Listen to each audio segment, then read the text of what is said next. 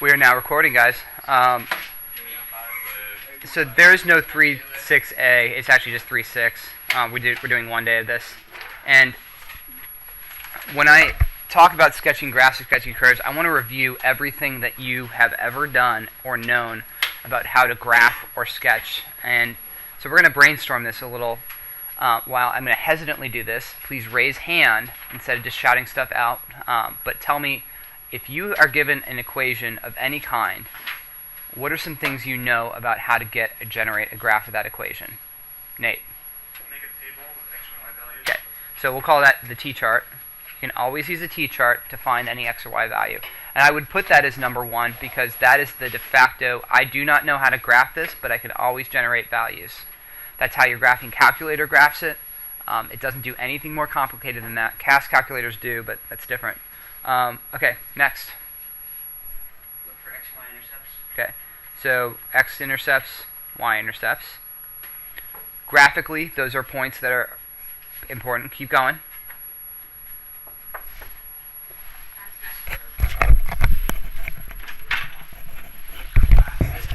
Okay, asymptotes. And I'm going to generalize asymptotes and points of discontinuity. Basically, domain restrictions are the big ones. So points of discontinuity are not just single holes, they're also graphs, like regions of the graph where the graph doesn't exist. So an example of that would be just a basic y equals root x. You know that there's no graph left of 0. That's another example of that would be y is equal to ln of x. You know that there's no graph left of 0. One of those actually can have 0, the other one can't, but that's a big one. Okay, keep going. What else are there? Hey. Manipulating a parent function. Okay, so manipulating a parent function, can I use the word transformations? Yeah. So we'll use transformation of parent function. You have done that both last year with Mrs. Mann and with me. We did it with sine graphs and cosine graphs and all that. You guys did that with y equals x squared, y equals x cubed, y equals root x's, y equals absolute value of x's, y equals 1 over x. Am I missing any? You can actually do that with linear functions. I don't know if you guys ever really thought of it that way, but if you make a linear function, y is equal to a as a stretch value and a slope, x minus h plus k. If you don't put a power on that, that is actually just a manipulation, and that is essentially a point-slope form of any line that you could do. It's an alternate version of point-slope form, but it's a good point-slope form because all you have to do is put a square on that, and suddenly you have the graphing form of a parabola. Put an absolute value on that, and you have the graphing form of an absolute value. And this can be a graphing form given any hk. Think of a line as never having a starting point or never having a vertex, and you can literally use any hk that you want. Okay, other ones. You've done intercepts, you've done asymptotes. Drew? Okay, so derivative equals 0. Let's just use the general extrema using f prime.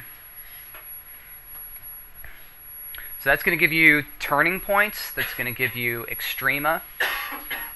We can also use f prime to determine using f prime, or f prime does not exist. So we can also use that to try to locate possible cusps.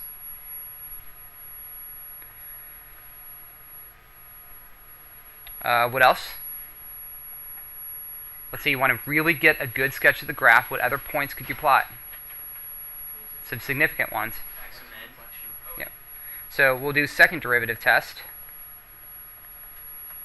for concavity and points of inflection.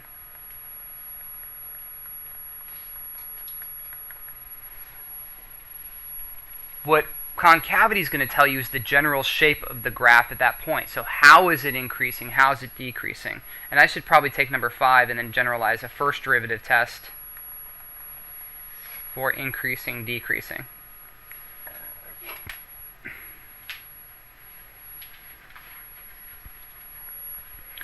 I'm going to throw a few other ones down that you may not think of, but feel free to raise your hand if you've got any that you're kind of doing. Because these are some other ones that you guys have the ability to do. Horizontal asymptotes / end behavior asymptotes / slant asymptotes / other asymptotes slash limits at infinity. Those are, again, all the same thing.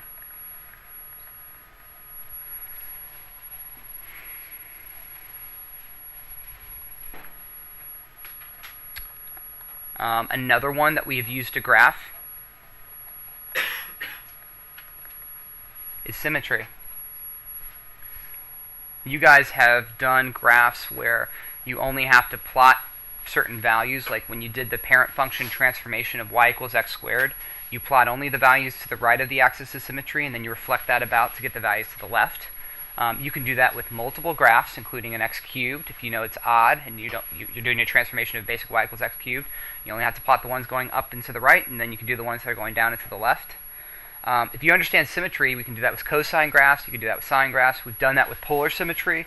So we have used symmetry. Basic symmetry is just, and I know you've seen this 100,000 times, but I really can't emphasize it, even functions. F of negative x is equal to f of x, and that is y-axis symmetry. Odd functions, f of negative x equals what? Negative f of x. And that is origin symmetry.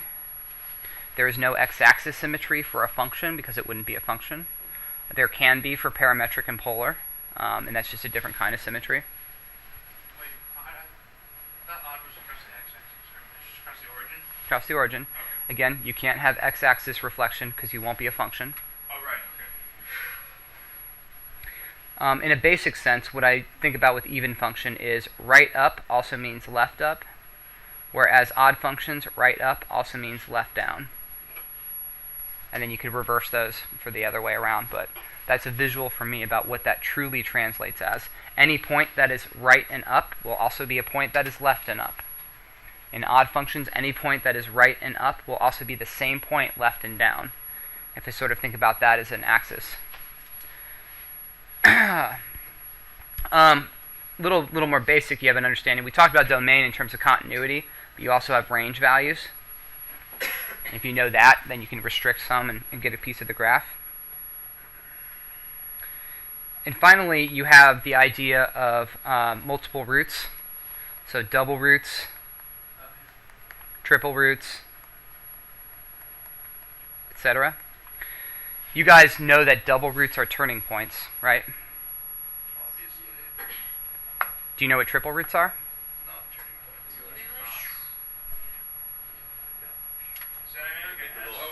No, they go like this.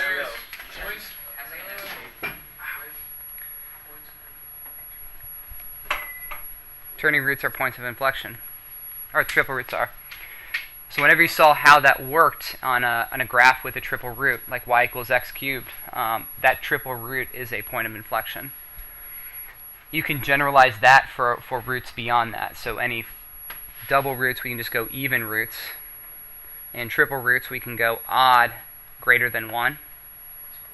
That's odd.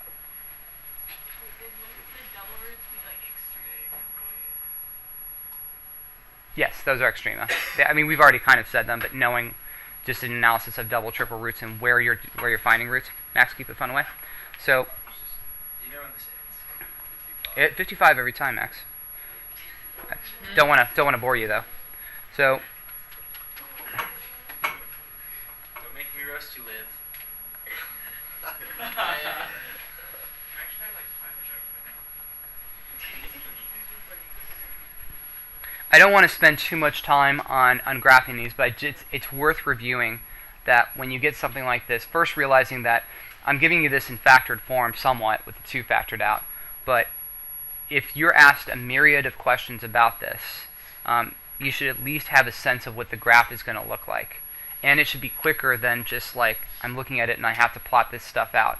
We're going to plot this stuff out, but right away you should know something about how many roots there are, 2. how many asymptotes there are. 2. Is there end behavior happening here? Yes. Yes. It's definite end behavior. Degree is the same from the numerator to denominator. If they weren't the same, you'd see some sort of explosion happening, and that's fine. How that explosion is happening is going to be dependent on what the degree difference is. So if your numerator denominator degree differs by 1, you're going to have a linear slant happening. If it's differs by 2, it's going to look like a parabola when you zoom out. Remember when we took a graph and we zoomed out infinitely far and saw that it's indistinguishable from the graph that would happen if you divided? So some manipulations you can have of this. Well, let's just graph. We know that we have an asymptote at x equals 2 and negative 2. And I'm no longer going to be we're not really asking you guys to list this stuff out, but you can. There's no like ordered set of A, B, C, D, and having to do all this in distinctive order. We're focusing on the important stuff here. So if I'm just going to write some notes down though. I put asymptotes at x is equal to plus or minus 2. I'm going to put zeros at which two values? Plus or minus 3. Let's put points there. Really kind of curious about what's happening in between those two asymptotes. So probably the best place to put it would be, plug the origin in. So I know that the origin 0 would plug in and get me the point negative 18 over 4, or 9 halves. So put a point up at 4.5. The only thing really left to determine is how it's approaching these asymptotes. But you can logically figure this out right now without too much difficulty. We have the horizontal asymptote at y equals 2. Again, not really worried about where that is in the middle. It's more like hey, as we get out to the left and right here, I have that. Something you guys may have done was also figuring out the intersection of the horizontal asymptote with that. That was really just finding another point. But it's worth noting that if I put 2 equals 2x squared minus 18 over x squared minus 4 and cross multiplied, I would get an equation we can't solve. I got to get an empty set for x. That's showing that this graph never crosses the horizontal asymptote, so that helps me graph it and draw it. But even before you did that, even without doing that, there is only one way this graph can go now. And it's a logical sequence of events. This has to go up. Mr. Elliott, Yes? would there be 2 horizontal asymptotes here? Or No, there'll be one because there's no weirdness. As x gets positive, the same thing happens as x gets negative. Okay. Okay? So there's no difference in sign going on or anything weird like that. Oh, okay. They're both x squared, so Yeah. that's the same thing. Yes, Alex? I thought if you set the numerator equal to 0, you get the horizontal asymptote. Numerator equal to 0 is the roots. That's never been the asymptote. No, never been the asymptotes. Asymptotes are ratio leading coefficients. It's what happens as x approaches infinity or negative infinity.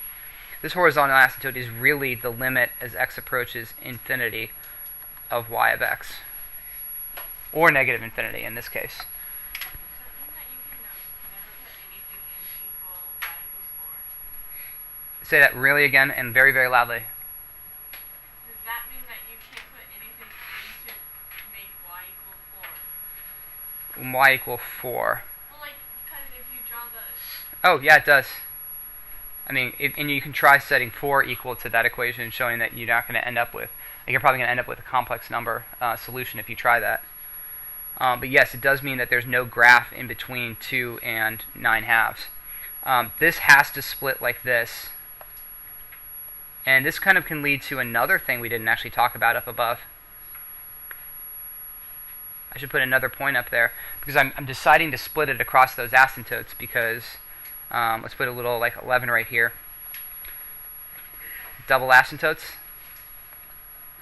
Like whether they split on the side of the asymptote or whether they come together. Remember, even asymptote powers are going to make it approach on the same side.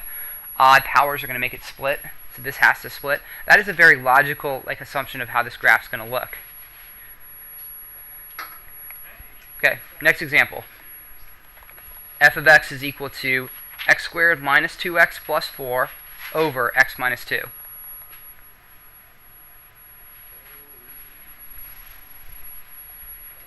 Okay, on a graph like this, if I want to be as detailed as I possibly can, let's just start with a grid and put down a few things that we know, a few basics that we know. For instance, I know that I'm going to have a vertical asymptote at x equals 2. Let me get that going a little bit more straight. Then there we go. So vertical asymptote at x equals 2. What's my end behavior? It has to be slanted. It's a slant. It's linear. I'm going to encourage Mrs. Manton next year to avoid the word, now this is recorded, to avoid the word slant and parabolic, and actually just like describe linear, parabolic, or first degree, second degree. But I have no source that's actually going to like support that. It just how it's linear is going to matter here. So to get what this asymptote is, I'm essentially taking a limit as x approaches infinity of f of x, and this is where we're tying into the calculus we're doing now. I want to see what happens to this graph as x approaches infinity. Not that it just becomes infinity, but how. Rates of change are important here. So what I can do is I can divide out the numerator and the denominator. Now, how I divide this is going to be a little interesting for me. I'm not going to do long division or synthetic on this. What I'm going to do is a little bit of my way.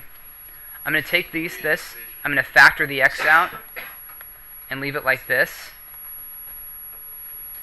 Oh, yeah. I'm freezing. Turn up the heat. No, that's not the freezing I'm happening. This program just decided to crash. Keep going. You guys keep dividing. Max, you can actually do math without me doing it in front of you.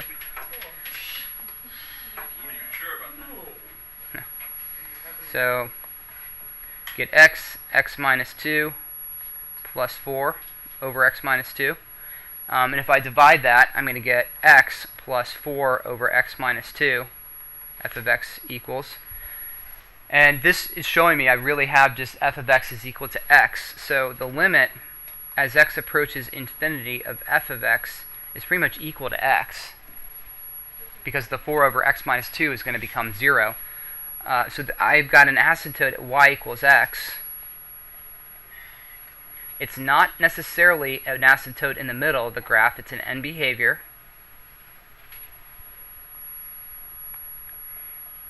We would have divided that last year, right? You would have done long division or synthetic. And you can. I mean, we did divide it. We just divided it differently. Let's do the y-intercept. -2. Let's check for roots. X squared minus 2x plus 4 equals 0. If I do b squared minus 4 times 1 times 4, and I'm just doing the radical part, I get a negative underneath the radical.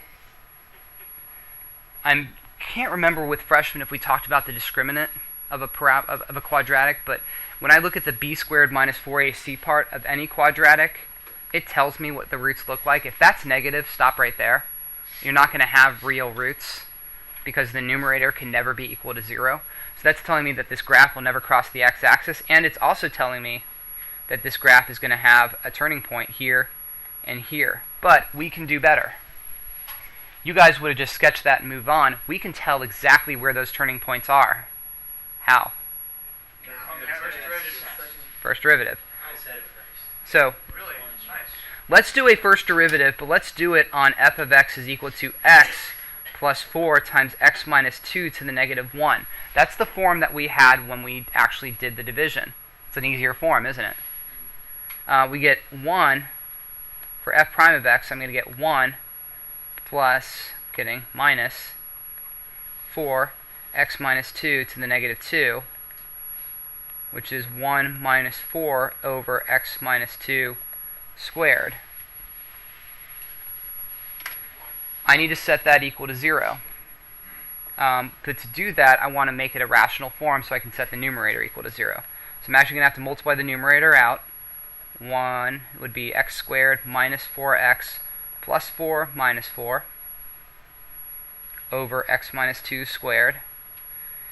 And I know that f prime of x is going to be equal to 0 when x is equal to, what two values? Yep, 0 and 4. We've already done f of 0. We haven't done f of 4. If I take f of 4 and I plug that back into, let's use that form that I had right here. So 4 plus 4 times 2 to the negative 1. We get 6. So if I go back up to the graph and plot 4, 6, So let's erase this. 1, 2, 3, 4, 1, 2, 3, 4, 5, 6. This is actually how it looks. I know where that point is. Again, first derivative equal to 0. Figure out where the turning points are. I made a turning point happen here kind of by accident, but it's actually where the turning point is. You guys could also potentially test concavity, but I think you can realize why that's not going to be needed in this graph. They're both. Oh.